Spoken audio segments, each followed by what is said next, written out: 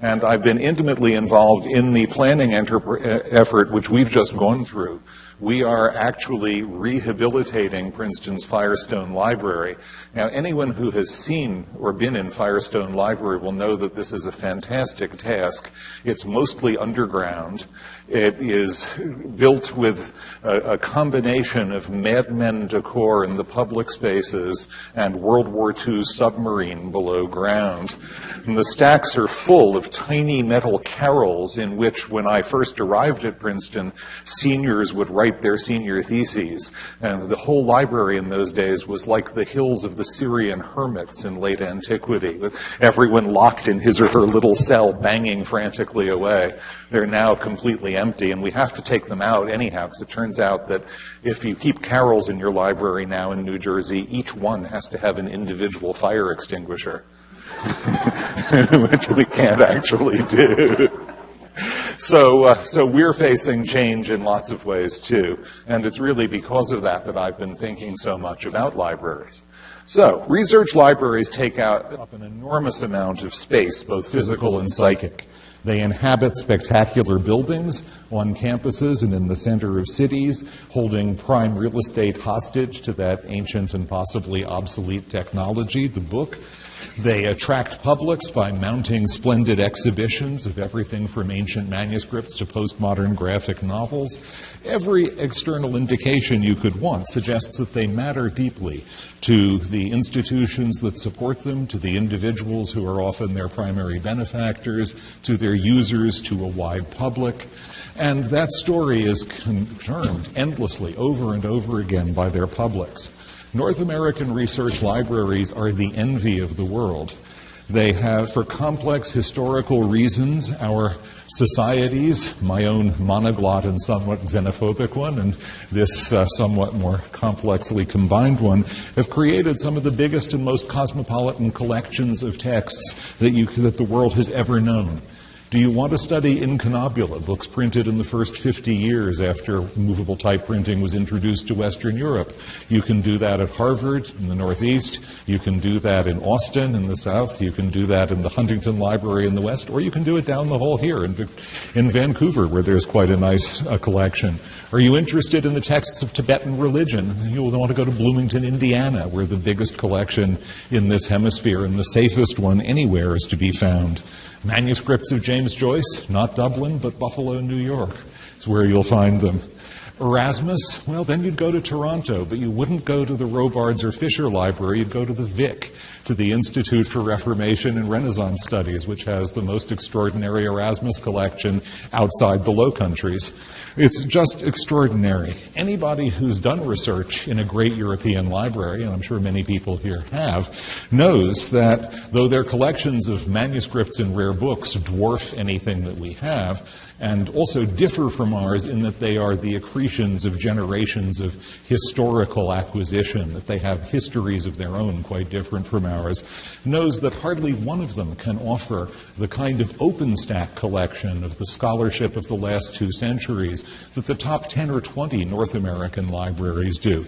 It's absolutely extraordinary. This North American model, easy to enter, simple to use, powered by vast resources and vaster ambitions, springing from the mud of provincial towns and cities all over North America, has played a major role in the current worldwide dominance of English language scholarship. But the styles of our great libraries vary radically and meaningfully, and really fall into 2 forms which are, I think, currently separating, and one of which is more or less winning out. Older libraries, like the New York Public, which you see wonderfully laid before you by our excellent technology. You have the nice view here between the lions, patience, and fortitude, through which you ascend to bibliographical heaven. Or university libraries like Columbia's Butler, and even newer ones in the classical style, like the Central Chicago Public Library, built quite recently, are proclaiming their allegiance to cultural tradition with every imaginable architectural detail. The names of dead white male authors incised in stone parade across their facades, accompanied by columns, pilasters, gargoyles, curlicues, Roman arches, usually put together in an extraordinarily inconsequential and unhistorical way to reinforce that sense of solidity, history, and allegiance to an older world, which is only stronger at Williamsburg or Disneyland.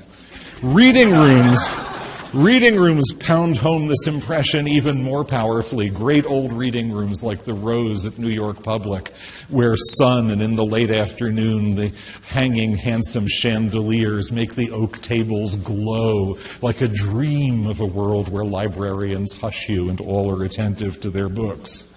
Even more, if you're lucky enough to be admitted to them in a place like that, even more reassuring are the stacks, those endless rows of books, their spines appealingly faded but still colorful, that march down the Borgesian hundreds of miles of labyrinth that make up the stacks. I think it's 800 and some miles at the Library of Congress. Newer libraries take a different style. They scream their postmodernity. In Seattle and in Salt Lake City, two of the most impressive recent city public libraries, glass curtain walls surround enormous open spaces, gleaming banks of computers are everywhere, books somewhat harder to locate. Their lofty atria are redolent, not with the noble rot of crumbling leather and buckram, but with the coffee and fresh baked goods on offer from their multiple cafes, whose glitz has largely supplanted the fading glamour of those old-fashioned reading rooms. They're cast in a different language, one that speaks not of books, but of information, not of large, messy units on paper, but of pellets of usable data, each of them as smooth, precise, and indistinguishable as the computers that supply them. And I think these two contrasting aesthetics embody radically different visions of what a library is. One of them, the traditional citadel of manuscript and print, seems closed and guarded by its enormous walls. It's a hierarchical structure, as precisely ordered as a vast butterfly cabinet, with expert librarians pinning every document, book, and journal into its proper place, the precise category where readers will be sure to find it. True knowledge is what you find between the covers of books and journals, those that have an acknowledged place in scholarly practice. But on the other hand, we have the gleaming spaceport of the information age, open and accessible, an enormous docking station with thousands of airlocks giving you entry to the digital world, the vast bubble and buzz of electronic information. These libraries assume that the vast hive mind of the web does a better job of sorting and storing and accessing information than any traditional method of classification can. They invite you to click on a link and plunge, to search, to hope for enlightenment from randomness rather than from order. So crumbling leather and frowning curators confront Google and Wikipedia, Gorman-Gas duels with Starbucks. And of course, at the moment, Starbucks seems to be winning. Now, it's true that in practice, in most working libraries, these stereotypes don't really describe what's actually taking place. Your normal research library offers access to both kinds of media at once, and that's indeed what librarians use their extraordinary professional abilities and beat the last penny out of their budgets to do for us. Nonetheless, I can't help having a sense that the new style of library is becoming more and more the norm, that which university administrators, planners, consultants who speak to university administrators see as what the majority of students will find most useful.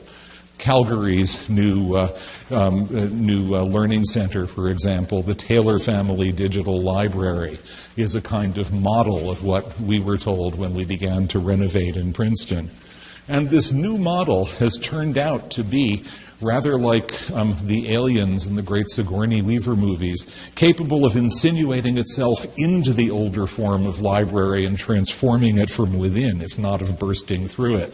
So grand old libraries like that of the University of Rochester, an institution with great traditional strengths in English and history and other humanistic fields, have been gutted to provide digital commons and learning centers. In Rochester, all books not in English have been stored off-site. On principle, a principle which bothers me as a historian of Western Europe, not a little bit.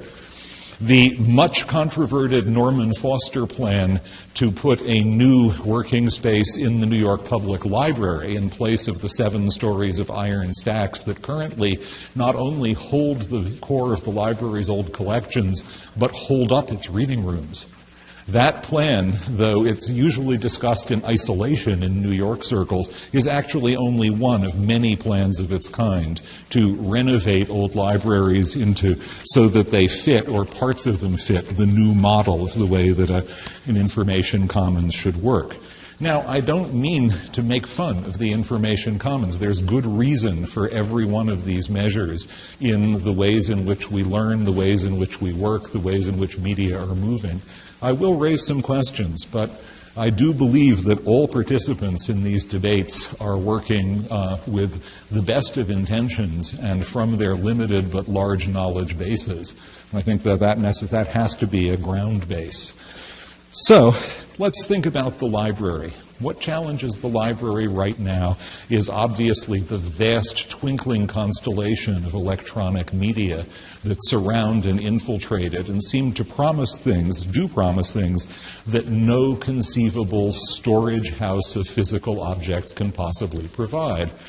For 2 decades and more of digitization, we've seen projects like Wikipedia, Google Books, Perseus grow to a point where the man in the Clapham Omnibus and his wife, the woman in the Richmond Internet Cafe, have access to a range of information as diverse in quality as it is in kind that would have been unimaginable in the 1970s or 1980s.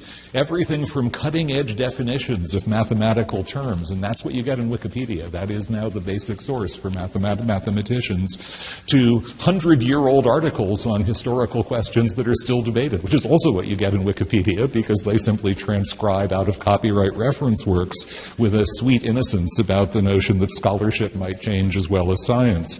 First editions of the rarest books from the 15th and the 19th centuries, and totally unreliable, badly typed versions of every imaginable classic. It's been simultaneously transformative and enraging to watch the growth of all of this.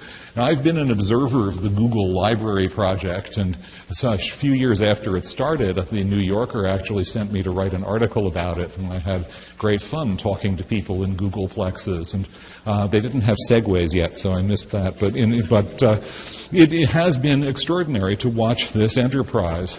We all crab about Google. Google's metadata are ridiculous. The body parts that do seem to appear more and more frequently in Google's books are not, as the feigned body parts that appeared in Renaissance books, actually part of the sign of use. They're simply accidents. And I have to say, I have not yet found a body part other than a finger or a hand, though no doubt they exist. Much that's claimed for Google Books is simply false.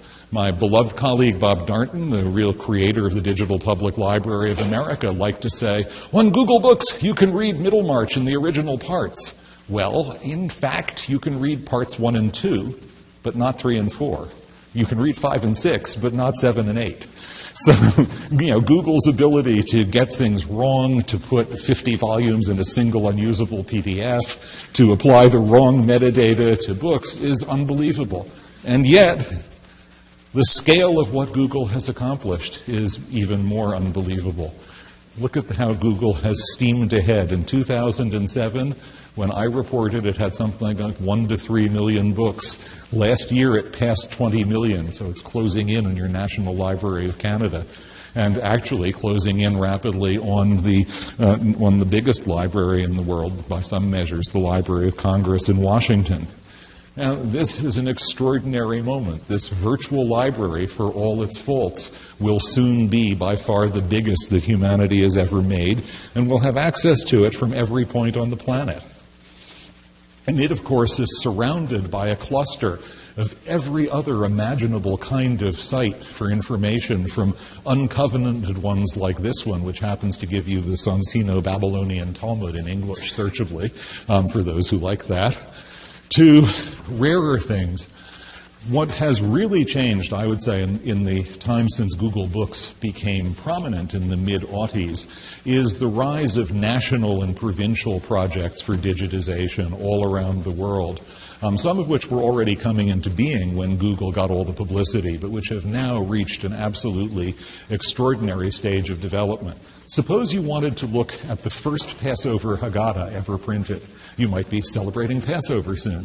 The first Passover Haggadah is in Latin rather than Hebrew and Aramaic. It was a translation done by a Franciscan, Thomas Mourner, printed in 1512. It's an extremely rare book, but you can download it freely from Munich Digital, the digital site of the Bayerische Staatsbibliothek, which has more than 900,000 rare books and manuscripts digitized and freely available to the world on its website. And it's the proliferation of these nationally supported and philanthropically supported sites, some of them closely defined, like the Project for Manuscripts from Sangal, some of them much broader in their implications, like the new Digital Public Library of Information, which show us that this transformation is going to continue, whatever happens to Google. I myself remember continually that Google is a corporation which actually exists to make money. It tries not to be evil, but it doesn't try to lose money. Any journalist in North America will tell you that they have just been absolutely deprived of their most usable tool by the decision to close Google Reader, which will cease operation on July 1st. That is now the basic tool of well-informed journalists, and they're all desperately searching for supplements. If they can close Google Reader, they could close Google Books. It's absolutely possible. So it was very worrying when they were the only large-scale project.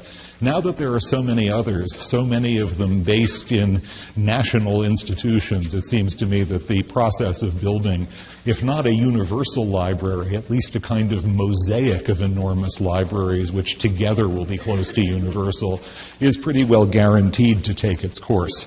And that is an absolutely astonishing accomplishment. From the library standpoint, of course, though, these sites, which are all freely available, are less significant than the proliferation of other, more specialized and tightly curated ones, which are done for profit.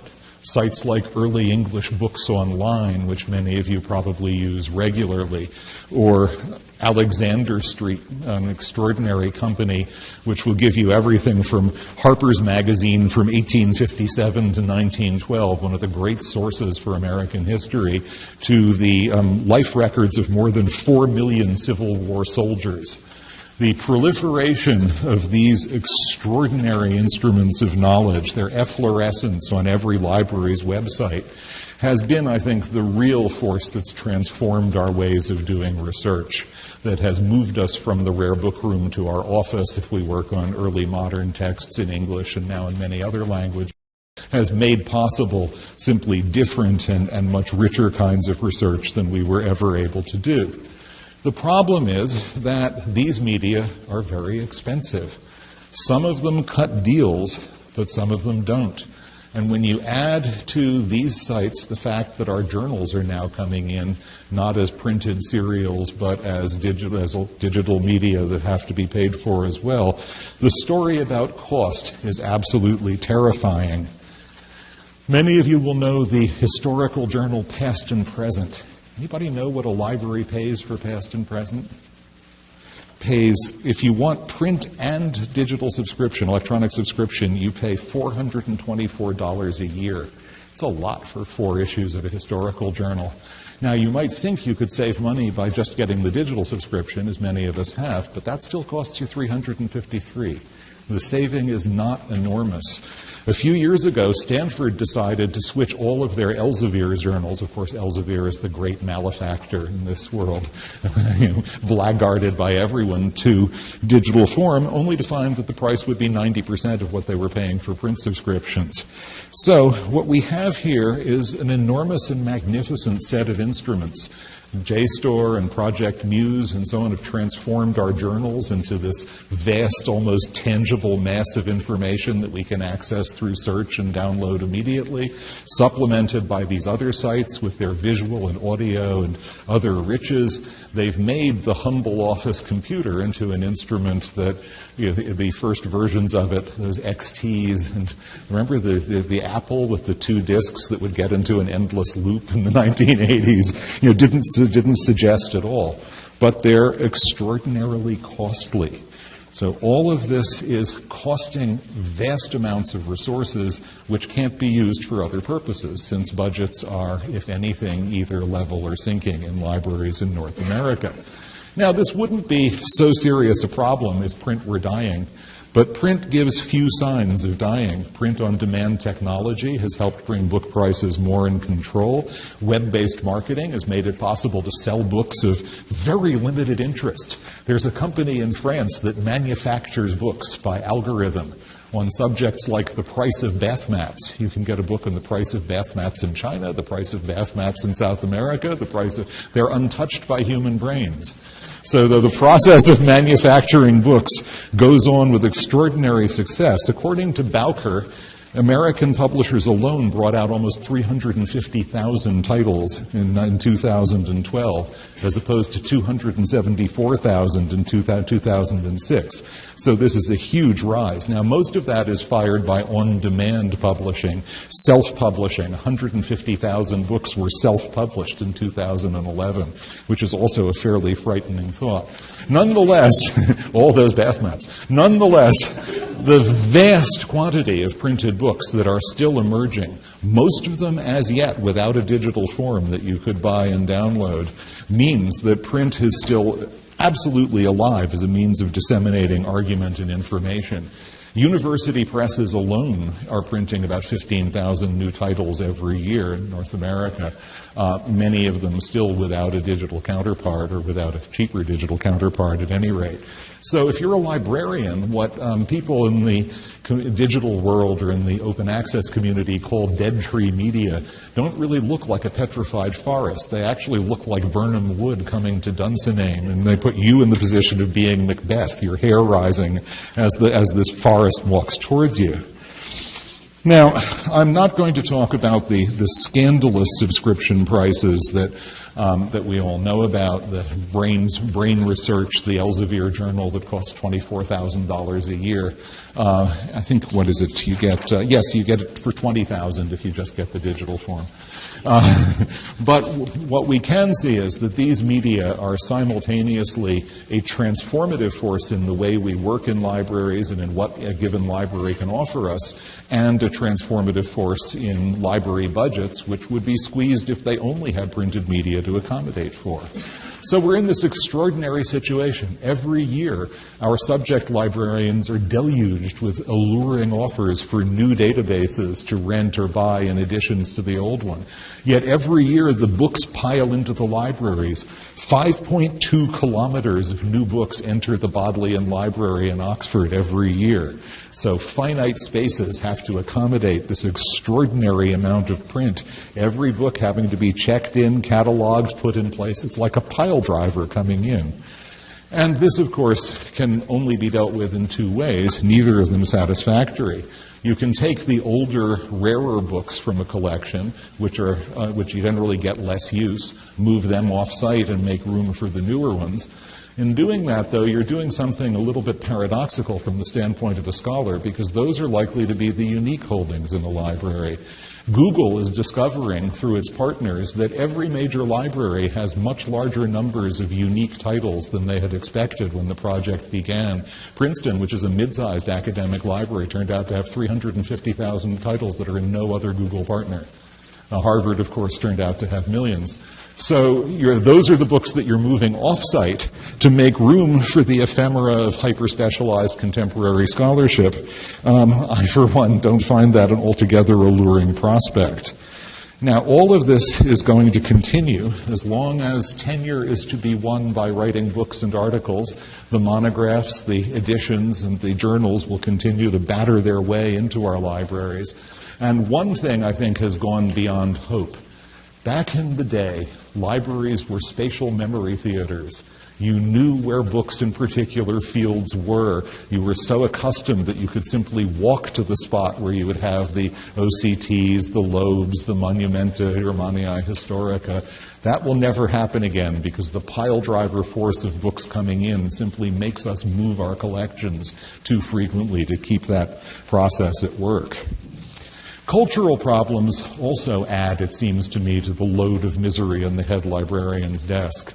One of the great assets of the North American Library are the holdings of manuscripts and rare books, which have grown enormously, and which, in good North American fashion, include everything from these are figures. This is just a graph from the American Library Association that gives you a sense of how much more quickly electronic expenditures for electronic media are growing than for other media. And here is a sign of how serial costs have grown at the expense or beyond the amount of money that can be spent for monographs. So that just gives you a very literally graphic idea of the way these pressures work themselves out.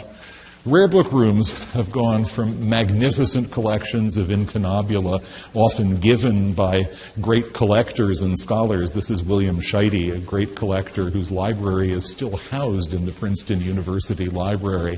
It includes the only 42-line Bible, the so-called Gutenberg Bible, in private hands anywhere in the world, and the only copy of the other Bible printed with Gutenberg's type, the 36-line Bible in North America. Everything from that to zines, if anyone remembers zines, that short-lived but wonderful informal publication of the 70s and 80s, which really were extraordinarily important for American culture. If you're interested, Barnard has a great collection of zines in New York, and so does SUNY Buffalo. My own worry is that these collections are undervalued now, chiefly because of a sense that everything really significant is to be found on the web. Now, that's a sense which belies current scholarship on books printed in the hand press era, since we've learned more and more clearly that every copy of a hand press book may have distinguishing characteristics as texts were changed in the course of printing, as readers personalized them, as books went through the later history.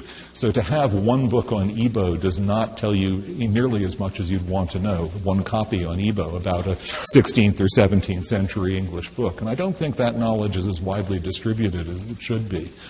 The signs are mixed. Some administrations have been very supportive, but the building of great rare book manuscript libraries, once a subject of pride for North American universities, has not continued in the way that it did in the 1960s and 70s, even at places which have enormous collections which would appropriately be housed in individual buildings.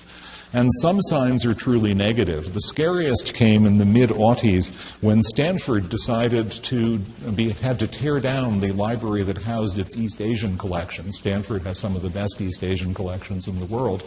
So they decided to store all of their East Asian books, many of them rare. It's about 500,000 books. And when the faculty protested, they were told by the then provost, "Don't worry, Google Books will have them all digitized for you." Ignoring the fact that many of them are in alphabets which can't as yet be subjected to optical character recognition, and therefore they can't actually be digitized. But more seriously, it's hardly in anybody's interest in the century of China to take your East Asian collections and stick them away because they don't get a tremendous numbers of users. It's not the numbers but the quality of users that are absolutely essential. So I do worry about that. Finally, and here's the biggest shift, the way we use libraries has changed enormously in the time from when I was a student in the 1960s to the present. And those shifts, I think, are some of the facts that make it hardest to know what a library should do and be right now. Some of you here, like me, have white in such hair as remains. And so you'll remember, as I do, the days when libraries were like banks. You remember Willie Sutton robbed banks because that's where the money is. Scholars and students went to libraries because that was where the information was. You started with bibliographies of bibliographies in the library. They took you to bibliographies, which took you to books and journals, which took you into the stacks. You learned as you went, becoming acquainted with different publishers, becoming acquainted with different journals, their interests, their styles of work. You profited by what the great German scholar A.B. Warburg, founder of the Warburg Institute, called the good neighbor principle. The principle that what you're really looking for is probably not the article you found in the bibliography, but the one next to it in the journal. Not the book you think you want, but the book next to it on the shelf, which the bibliographer didn't know about. It was a system which had enormous advantages. For one thing, it was quite sociable. You would see your professors in the library because they too had to be there. That's where the information was. One often had the feeling of working in a kind of apprenticeship system. Peter Brown evokes this wonderfully in his autobiography, his Haskins lecture, which is on the ACLS website, which I highly recommend to you, where he describes working in the lower reading room of the Bodleian among elderly clergymen who looked like geological features, thinking over the years about the same collections of texts and going back to them again and again and again. That was, in different forms, the experience of serious research, humanistic or scientific. This has, of course, been completely transformed, most radically in the physical sciences and now in others by the archive system, which some of you will know. If you're a natural scientist now, you don't think about journals as a place that disseminates information. You don't think about preprints, the Xeroxed article, which was the common currency of scientific publication in the 70s. You post what you have found on archive, unedited and unconfirmed. My friend David Spergel, a Princeton astrophysicist, tells me that the way you do research in astrophysics is to wake up, see what's new on archive, and then go to coffee in the morning and talk to your colleagues about what they've seen on archive. He also says that this has had a tremendous democratizing effect on astrophysics as new data come in from places that aren't famous for astrophysics and turn out to be field-changing discoveries. So it's an extraordinary and wonderful fact. A little bit worrying because archives funding is a bit precarious. It really still depends in part on the health of the Cornell University libraries, which is not ideal for a system that sustains all of scientific research. Well, that and other changes, especially digitization, have moved the scientists and moved the social scientists out of the library. And what that means is that humanists are left. Many great American universities have renamed their library the Humanities Research Library in recognition of the fact that the vast majority of their heavy users come from the limited number of faculty and students who concentrate on humanities. Yet even humanists don't spend as much time as we used to in the library. Andrew Abbott, a sociologist at Chicago, has done the most extensive research I've seen on habits of scholars and students at top research universities, particularly Chicago, where he's been allowed access to data that are normally protected with all due safeguards. And what he's learned by following patterns over the years is that it was, of course, the PC that took us out of the library, even before there was a World Wide Web or digital sources to use on it. The PC took scholars from the library with pad and pencil or pen to their office. Note-taking became something much handier to do on the same machine in which you would turn the notes into prose than in a separate form. That step of transcription, which had once been necessary, could now be avoided. And many things have simply amplified that change. The rise of digital sources, the move from the PC to the laptop, which means that, like the character in Three Sisters, we can all say, omnia mea mecum porto, I carry everything I own with me. Our brains go with us portably. We can now do in the coffee shop or elsewhere off campus what we used to have to do in our offices. So we have a kind of paradoxical situation where, on the one hand, there is an inexpressible wealth of resources open to us through the library. But on the other hand, the physical library itself risks turning into a kind of magnificent ocean liner voyaging through the oceans, all lights on, no crew, no passengers left anymore, like some sort of nightmare Flying Dutchman of the mind. So what do we do in this situation? Well, one more point. One more point, which seems to me at this point incalculable, has to do with the rise of digital humanities. More and more humanists in all disciplines are beginning to work on projects that depend on digital media. More and more universities are creating centers, most of them less ambitious than the George Mason Center for History and New Media. That center employs as many historians as the history department at George Mason.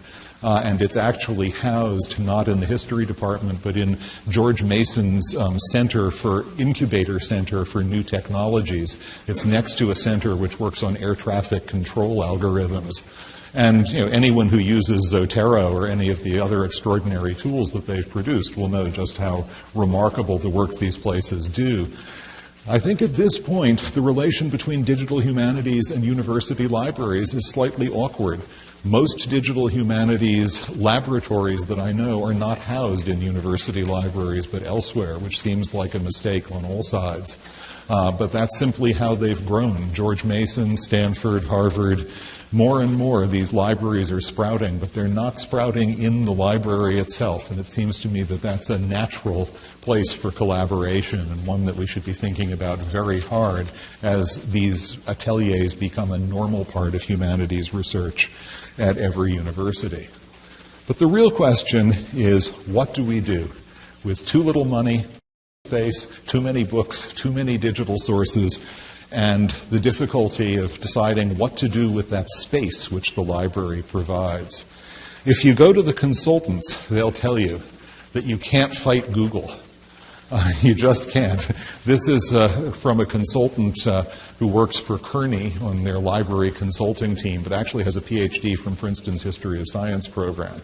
So he's definitely gone over to the dark side. And what he will tell you is that no university, no single university, no universities in any imaginable league can hope to rival Google's ability and the ability of other agglomerators to bring materials together. And that in this situation, the library is fated, or almost fated, to undergo the same fate that happened to Borders, that happened to Tower Records, that happened to Blockbuster, to be disaggregated, disemboweled, and basically disestablished. Now, I think that's a little bit apocalyptic. It seems to me that this probably is not correct. But it goes with rhetorics that we hear a great deal of, and it speaks to conditions that we actually face. And I will finish by talking about one case of each.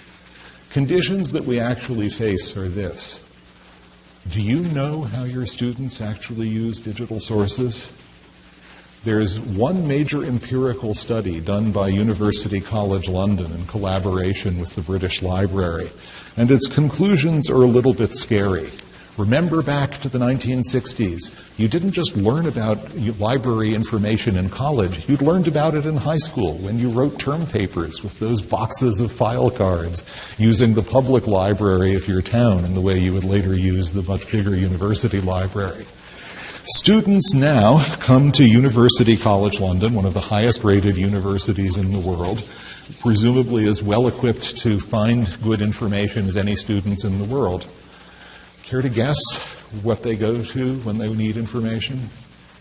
94% of the time, they go to Google.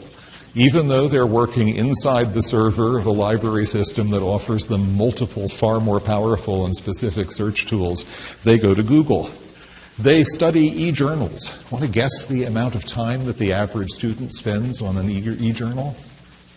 4 minutes. And they study e-books, on which they stay for a splendid 8 minutes on average. Now, what you see here is a condition that it's very easy to describe and diagnose. Research has turned into the search for pellets of information. Articles and books function no longer as coherent, elaborate arguments or efforts to survey a situation, but as containers for those little pellets. You find the ones that are digitally accessible, and you use them much as manufacturers now do, just in time. Manufacturers, no longer stockpile materials. They have just-in-time systems, which digital technology makes it possible to operate. And that's the way we do research as well. Don't think I'm simply ragging on students. De nobis fabula narratur. One of the best things Andy Abbott did was to do data mining on footnotes in journals in the major humanities disciplines. And his main discovery was that over the last 40 years, scholars have practically ceased citing specific page numbers. All they cite are the pages that include the whole article. Strong evidence, I'm afraid, that they're actually not reading that article. And even though they probably found it from looking at the specific page. So we face an information situation which the library can either seek to ameliorate or seek to sustain. And it seems to me that that's a major part of the library's intellectual task at this moment, is deciding what to do about these methods of reading, hunting, and gathering information. Then there's the question of costs, and I'll only touch on one of the solutions that you'll see proposed by consultants and that you'll find if you go out on the web, massively supported by people who believe, as I do myself, in digital humanities and digital media. And that is open access. The argument is simple. Transfer the costs so that you no longer are buying back material that you have paid your own scholars to produce. Find ways of supporting a cost structure that don't require subscriptions, and the vast mass of scholarly information, most of it around the world done at public cost, can be made accessible to everyone, so that the library becomes really just one of the places, one of the sites where you would access a world of information that's as accessible to people outside as inside. And this is in many ways a beautiful idea. I love the idea that the journal that I helped to edit would be available to anybody around the world. But it's an idea that troubles me as well, because I think what it speaks to is the notion that one solution will work for everyone, that the ways in which the scientists have reconfigured their information and publishing procedures will work for humanities as well. Here I speak from my own experience. I'm one of 4 editors of the Journal of the History of Ideas. It's a high-impact journal. Indeed, we have the highest possible impact rating.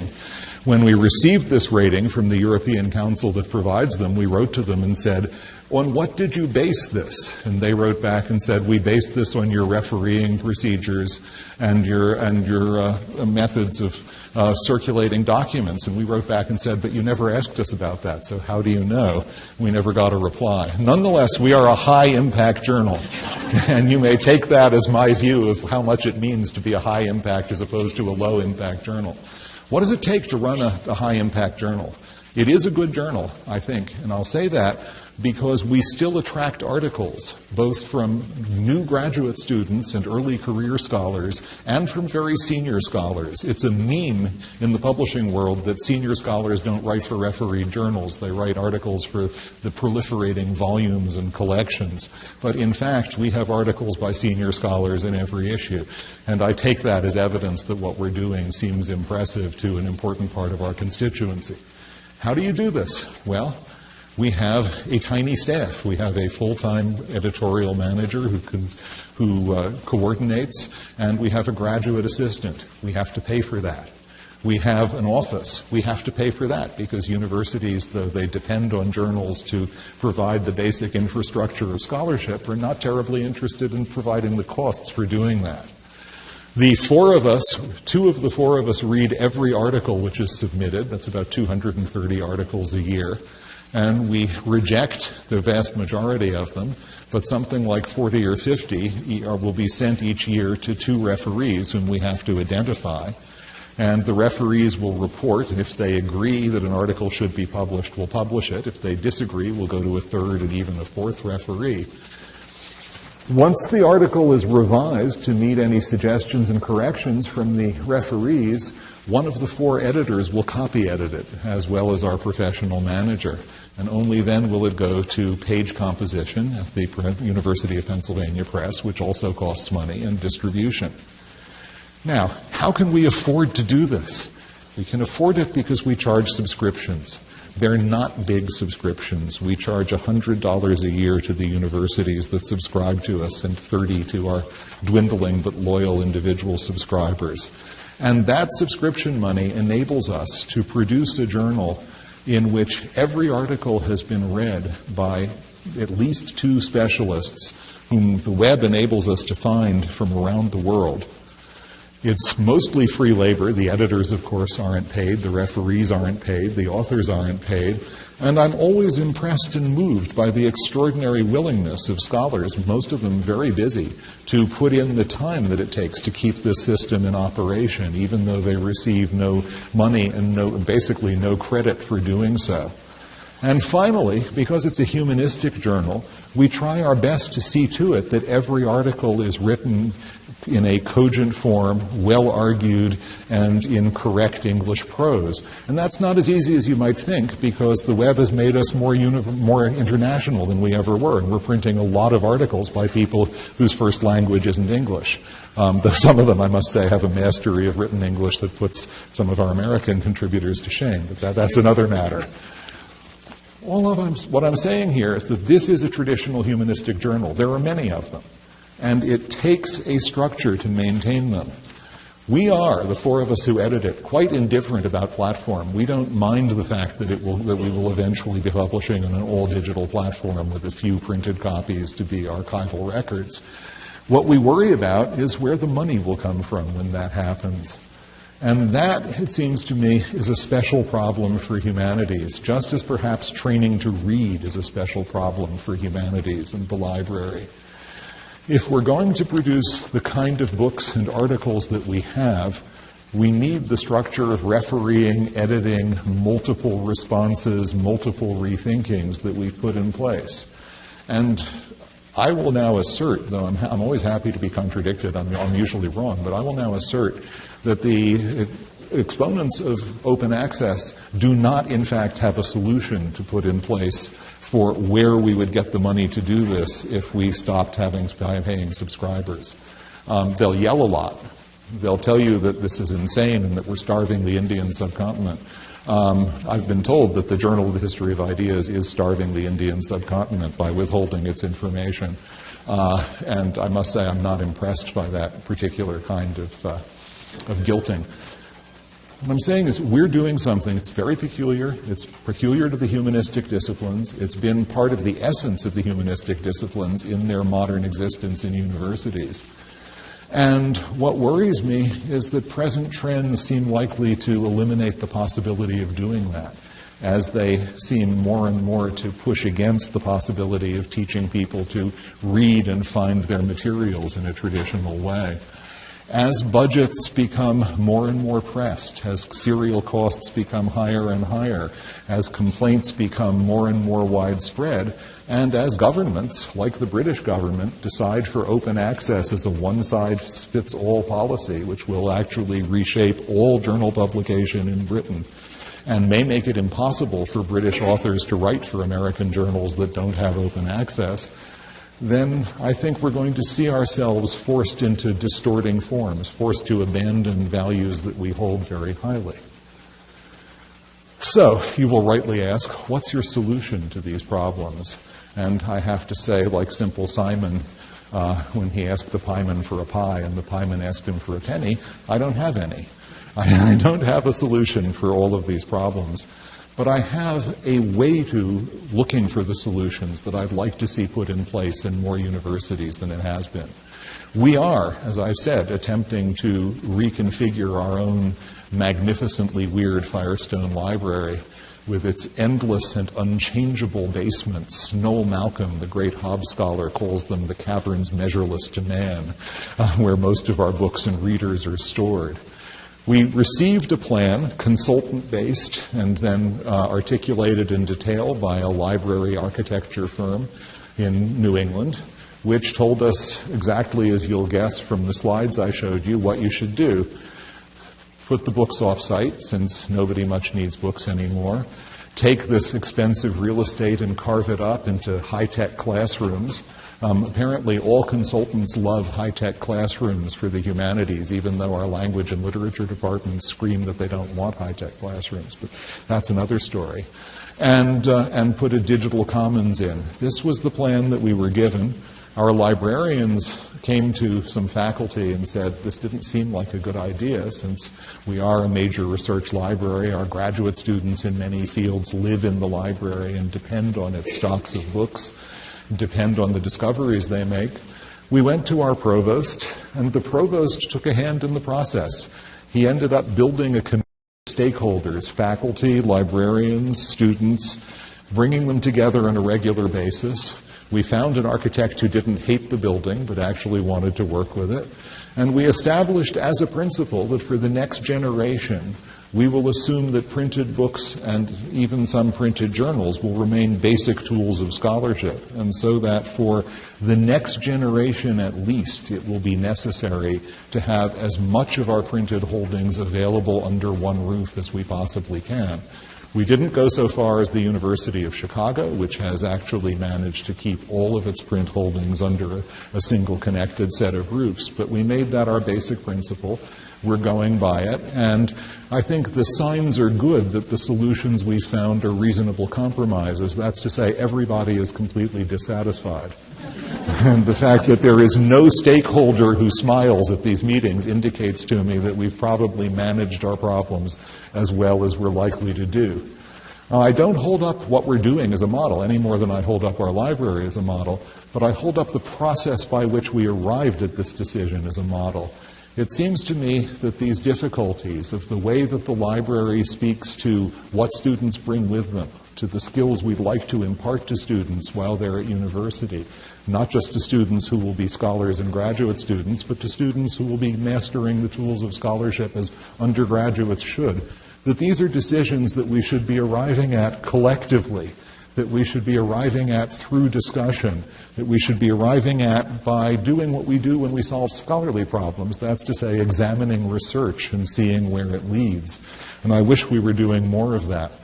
If I have seemed critical, let me say finally that I am the warmest and most passionate of believers in the juju powers of librarians, their ability to find things that no scholar can find by the mysterious algorithms of their own search processes. In the end, I think this is the heroic figure that has to preside over the discussions that I'd like to see take place. Thank you.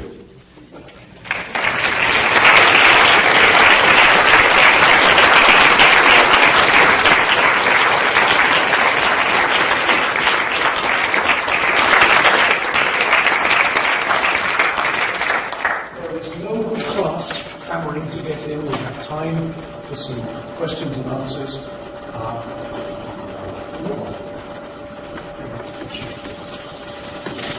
Please. I would be interested to hear more about your committee that was chaired by Professor, and in particular whether or not the students are happy, because I always take the opportunity to ask my students when I'm teaching humanities students, do they want an electronic book or do they want print?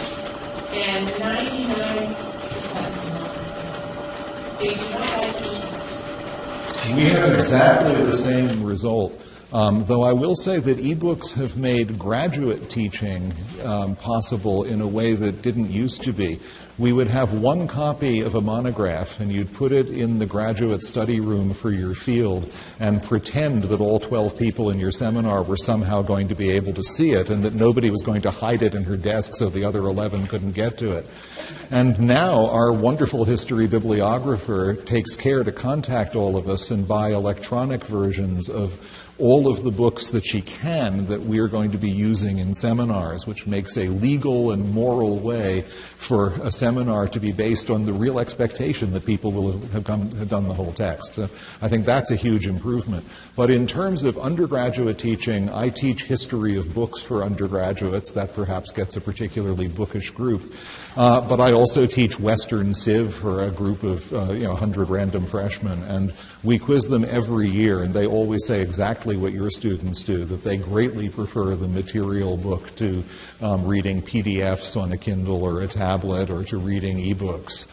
They really still seem to find that a reading which is material, which takes place with a marker or a pen in hand on actual paper, which turns the book into a kind of memory theater if they work on it thoroughly, is the most meaningful and powerful way to master the book. So I completely agree. And it was really from talking to students as well as faculty that our committee decided that maximum books in the library was the thing to go for.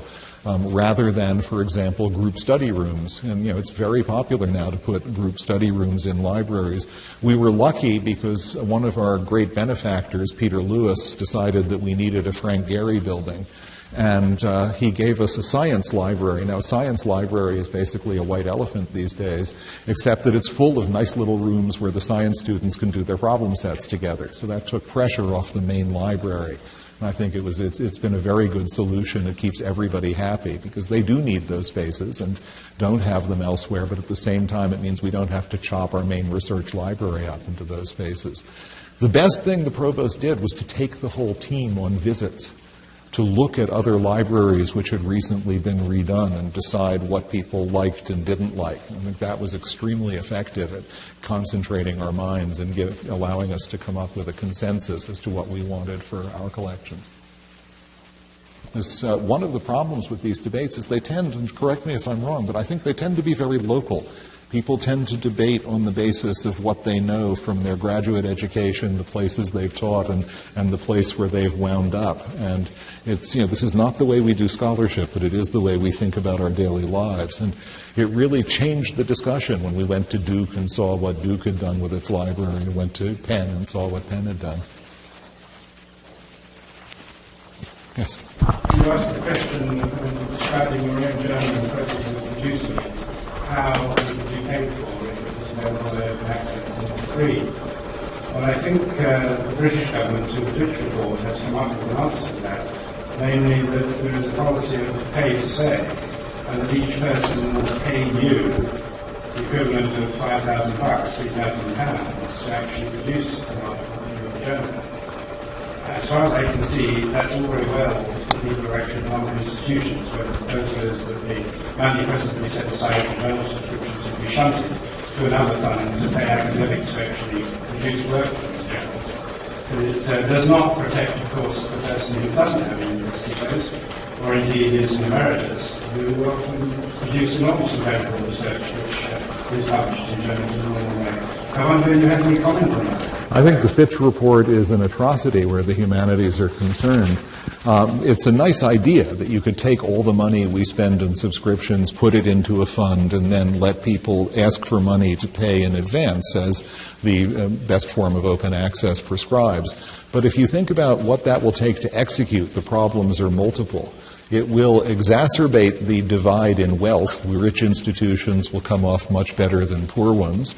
It will make it difficult or perhaps impossible for graduate students to publish because it's highly unlikely that they'll get access to those funds, particularly if if the costs per article are $1,000 or more dollars. It will finally, and this it seems to me is the absolute bizarre part of the idea, it will take the decision over which articles appear from experts in the discipline and give it to a committee in which a geologist, a pharmacist, and an art historian will be deciding about whether a sociologist deserves to get a publication fee. So this seems to me to be a kind of radical de-skilling, which has absolutely which can do nothing but make the process worse. So I wish I saw a way to do this. People write with great confidence about it. I must say most of those who do have never held an administrative job. and don't seem to be aware of how difficult it is to reconfigure funds from one use to another. But this is no solution at all. The main history journals in the UK have in fact entered a strong protest against it and are attempting to work on a different system by which they would allow all authors to post their articles once published on their websites, thus giving open access but retaining a subscription system. The rumor is that they won't be allowed to submit works from the Excellence framework unless it's on open access. Well, this, for example, we get many very good articles from the United Kingdom, but a UK author would not be able to submit one of those articles for research assessment because we're not open access unless we grant selective open access, which is possible. But again, we would have to charge a fee for that because we'd be giving up income. So once again, Oxford, Cambridge, and London would no doubt come out very well, and places that didn't have their funds would come out very poorly. Open access sounds wonderful, but it does seem to me at the moment to founder on the real difficulties of funding. I don't see any way that one can build the system we have now is awkward, strange, sometimes very paradoxical, but it does actually function, and I'm not seeing how we can replace it with one that will function, to achieve the same results in quality. And I can assure you, having served now for 10 years protecting the world from the manuscripts that come in, you don't want to read what we get before it's been copy edited. Turnstiles are there to protect libraries from readers, and editors are there to protect readers from authors. I was wondering, you mentioned a little bit about how problematic the move into older materials off campus, which does seem to be a trend, is an issue for you. I'm just wondering if you can share it all, if you've been having discussions within your committee about how you're making those decisions, and if so, what decisions you've come to, if you have, at this point. We have, and we're absolutely stuck, and it really is tragic. I think the simplest example, again, is journals. Back in the day, when you went to the shelf and picked up a journal, you actually would often get an idea of what that journal was about. You wouldn't just read a single article. You would see there was a point of view, a set of methods they were interested in, and so on. And people don't do that anymore, as we know from the large number of submissions we get that are completely inappropriate, and that obviously come from people who've never seen an issue of our journal. Yet we all agree that we have to take the journals out of the stacks. There simply isn't room for back journal volumes. So this is one area where I think there's definite harm being done, yet I don't have a solution.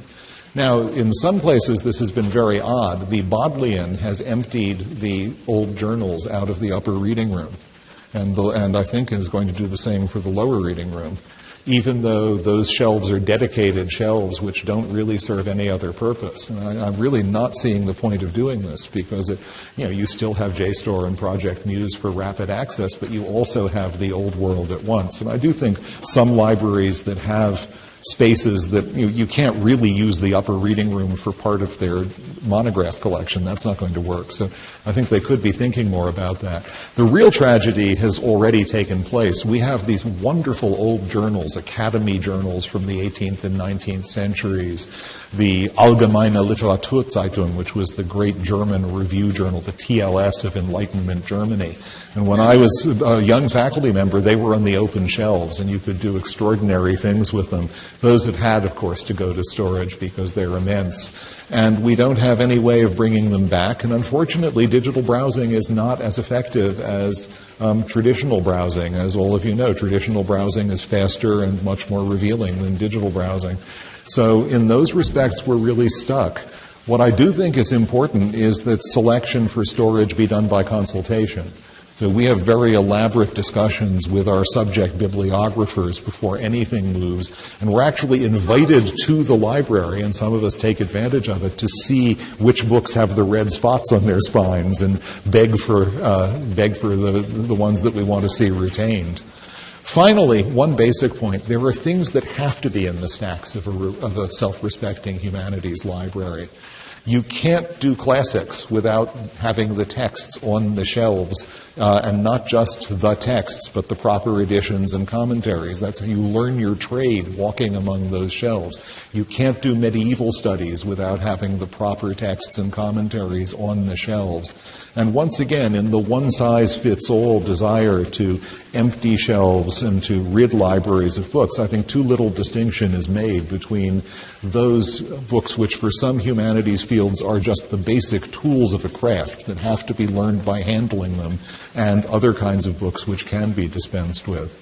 I think, I think a certain amount of goodwill and collaboration can help, but in the end, the space is limited. We cannot enlarge our space. The town will not allow us to enlarge the library by a square foot. So it's a Rubik's Cube problem, and there's no way out of that. And I think that's probably true at many places, if nothing else, because it's so hard to get construction money for something like a library now. Yes? Why is digital browsing less good than physical browsing? From what you said at the beginning, it seemed that there was a huge amount of material available. There is. So what's the difference? The difference is that you can flip pages very rapidly and find things in a way that, so far as I and everyone else I know has found, you can't do digitally with the same speed and security. It's simply a feature of the physical book. It's a very good object to look at rapidly in order to decide if it's good for you. This is not so much a feature of the digital book. Digital books have other great qualities like searchability.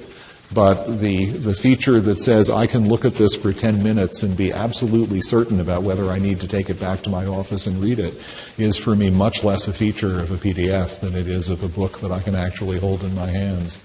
And my graduate students tell me that they find, even though they are digital natives more or less, tell me that they find it the same way.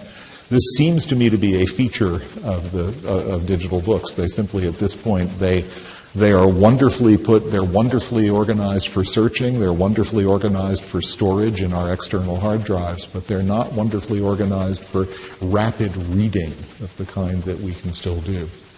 I'd be delighted to be contradicted if there's someone here who feels that this is an error, but I do think that that's pretty much what we found. Yes? One of the problems with keeping academic libraries relevant or remaking them into relevant places is the fact that students come into college without any kind of ability to do academic research. And I don't imagine that that's such a problem at Princeton. Is it? Okay. So I would be interested to hear you talk about what Princeton is doing to try to reach all of the incoming students to give them those skills so that they do know how to use the library effectively and it becomes a more relevant place. We have them going through the library from the beginning of their first year. We've tried many expedients, including an extraordinary video in which Cornel West appeared dressed as an angel to tell them about the library. That actually didn't work terribly well. But particularly for humanities departments, our whole undergraduate education is designed around library research. Every Princeton undergraduate in humanities writes 2 independent papers as a junior. And in my department and many others, those are organized into seminars. And the seminar groups people who have more or less compatible interests and teaches them about the sources that are available, working with our subject bibliographer. And then every senior writes a thesis of often considerable length in learning, which is, again, based on archival or library research. So if you do a serious humanities degree at my university, most of them do come in with very little library experience. Even students from expensive private schools that have elaborate libraries have mostly been accustomed to learning digitally. But you can come in that way, but you can't get out. We're the Roach Motel of library skills. And we really do feel that that's tremendously important. It's because it's part of, the word scholar in North America for a long time has meant a professional. But it used to mean what it meant in England until more recently, which is just someone with certain skills and habits of mind who might use them in a profession or might simply have won them in education. And that's our ideal, that there's a kind of humanistic scholarship which really involves learning the books, finding out how to use them, finding out how to work creatively with them, making new knowledge out of the deepest deposits there are. That's what we see ourselves as doing, and that's the only reason the library matters. If a time comes when you don't need a library for that, fine. We can get rid of the library and turn it into something else. But at the moment, you can't teach people to be historians or classicists or Germanists without those deep bodies of material and without really bringing them to them and seeing them work. And every year we have the wonderful experience of seeing students doomed for life by falling in love with books. I think back to my student who discovered the limit for books. It turns out undergraduates can only take out 400 books at a time, as she discovered when she hit 401. That was, I think, the same student who emailed me that she couldn't come to an appointment because she'd fallen asleep in her carrel and spent the night there with her face on her laptop and really needed to go home. So we succeed to some extent in really, I think, infecting people with the traditional humanist's passion for books in their material form and all their lushness. And that's one of the things I'm happiest doing as a teacher. But obviously we're not always successful. Do you see a problem with the manipulation of information and censorship? And I can't hack a first edition book, but I can hack a computer. And I'm just curious as to how that plays into it. Well, this was a big worry in the early days of digital sources because students would download just about anything and use it as an acceptable text. My sense is that students are much more aware now that there are sources that you can trust that are probably going to give you uncontaminated information and others that you can't. And that's all become much more something I would take for granted. But it is a problem. A book, in the end, is pretty hard to interfere with. It's also pretty hard to destroy. And digital information, by contrast, can be very fragile. I mean, it isn't fragile when it's economically viable. Google Books exists in multiple server farms, and they're constantly refreshed. It's extremely safe as long as Google wants it economically. But, of course, they could turn them off at any moment, and then you lose a whole history. How many here remember GeoCities? You remember the ugliest web pages of the early days of the web? GeoCities is gone. It was closed down. They reconfigured the servers and the memories that had it. There is no more GeoCities, so that whole part of the history of the web is accessible only in small part through the Wayback Machine and other partial ways in. But you can't get a complete version of GeoCities. That's a huge part of the way that people began to use the web, and sometimes in very creative ways. And that history is completely gone. And that is a huge worry. Are you here buying hard disks and computers? Because we are buying writers' hard drives and computers. Texas is buying a lot of them and developing technologies to migrate the writer's desk from one operating system to another so that you'll be able to see, as we can see in the notes of a 19th century writer, what was on the writer's mind, what the drafts were, and so on. And again, all of that is extremely solidly preserved until the moment when the switch goes off, and then you do have to worry.